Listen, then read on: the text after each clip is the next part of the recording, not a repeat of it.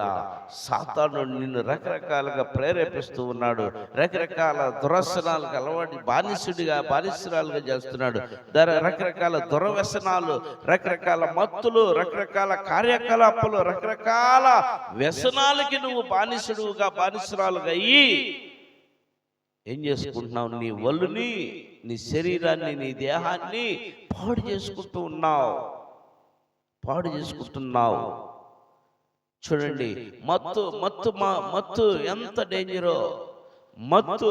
ఆ మత్తుని స్వీకరిస్తున్నావు. నువ్వు మత్తు పానీయాల్లో మునిగిపోతున్నావు, మత్తు తీసుకుంటున్నావు,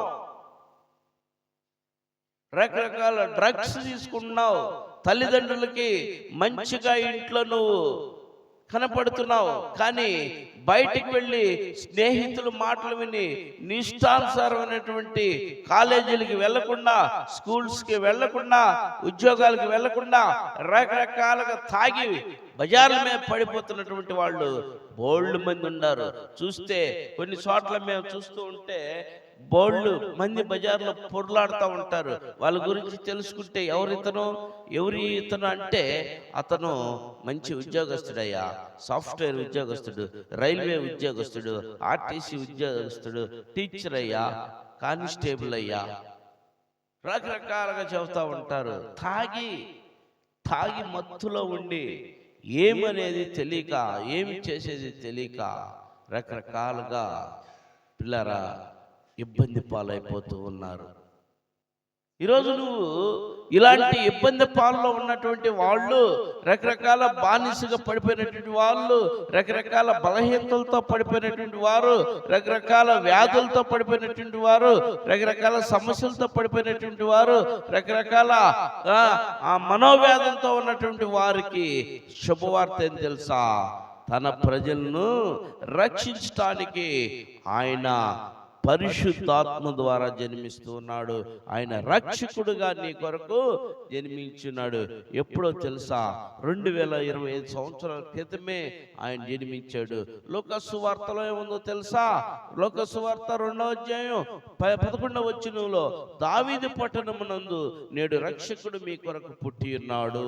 ఈయన ప్రభువైన క్రీస్తు, ప్రభువైన యేసు రక్షకుడు పుట్టి ఉన్నాడని ఖండితంగా తెలియపరిచి ఉన్న పిల్లల వాక్యము నమ్మదగినది, వాక్యము పూర్ణాంగీకరమైనటువంటి నమ్మదగినది అన్నమాట. మన వాక్యాన్ని నమ్మాలి ప్రియులారా. వాక్యము సర్వశరీర కృపా సత్య సంపూర్ణుడై నీ మధ్య నా మధ్య సంచరిస్తున్నటువంటి ఈ వాక్యాన్ని నువ్వు ఏం చేయాలి? అంగీకరించాలా. రక్షకుడు పుట్టి ఉన్నాడు నీ కొరకు. ఈయన ప్రభువైన యేసు. ఆయన నిన్ను రక్షించడానికి, దేంట్లో రక్షించడానికి? నువ్వు ఉన్నటువంటి వ్యసనాల నుండి, నువ్వున్న బాధల నుండి, నువ్వున్న కష్టాల నుండి, నువ్వున్న ఇబ్బందుల నుండి, నువ్వున్న అవమానాల నుండి, నువ్వున్న ఇరుగుల నుండి, నువ్వున్న అప్పుల నుండి, నువ్వున్న రోగంలో ఉండి, నువ్వున్న దురాత్మలతో పీడిపబడుతున్న సమయం నుండి ఆయన రక్షించడానికి, ఆయన నిన్ను బాగు చేయటానికి, ఆయన నిన్ను బలపరచడానికి, ఆయన నిన్ను లేవనెత్తడానికి, పెంట కుప్పల్లో పడినటువంటి నిన్ను లేవనెత్తడానికి ఆయన రక్షకుడిగా పుట్టి ఉన్నాడు. నా పిల్లరా, చూస్తూ ఉంటాం కదా, తాగి పొర్లాడుతూ ఉన్నటువంటి వారిని కనీసం ఎవరు కూడా లేపి కూర్చోబెట్టి కొద్దిసేపు వాళ్ళని నీళ్ళు ఇచ్చిన వాళ్ళు కూడా ఒక్కో చోట ఉండరు పిల్లరా. ఒక్కో చోట ఎవరినన్నా అలా చేస్తే ఆ తాగినోడు భయంకరం తిడతారని వాడిని అసలు పట్టించుకోకుండా వెళ్ళిపోతూ ఉంటారు. చూడండి, తోటి మానవులు, మనెవరో ఈపురపాలెం సెంటర్లో మనెవరో తాగి పొర్లాడుతున్నాడు, కోమాలో ఉన్నాడు పిల్లరా. ఎవరు తను తెలిసినటువంటి వారు కూడా వచ్చి అతన్ని తీసుకొని వెళ్ళలేదు. అదే ఏదో ఒకటి గబాలన ఏదో పురుగో పుట్ట కుట్టిద్ది, చచ్చిపోతాడు. పరిస్థితి ఏంటి? చచ్చిపోయినాక అయ్యో అయ్యో అయ్యో అని ఏడిస్తే ఉపయోగం ఏముంది? తెలుసుకొని ఎక్కడున్నాడని తన కుటుంబీకులే తన్ని ఆ యొక్క ఉన్న సమయం నుండి రక్షించడానికి రాలేకపోతూ ఉన్నారు.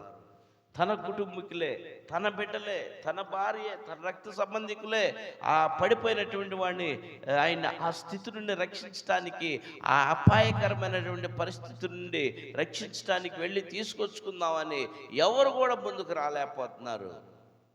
ఇలాంటి పరిస్థితుల్లో యేసుక్రీస్తు ప్రభువు నీ కొరకు నా కొరకు సర్వ మానవుల కొరకు ఈ రీతిలో పడి ఉన్నటువంటి పాపంలో పడి ఉన్నటువంటి నిన్ను నన్ను మనలందరినీ రక్షించడానికి ఆయన పరిశుద్ధుడిగా జన్మించాడు.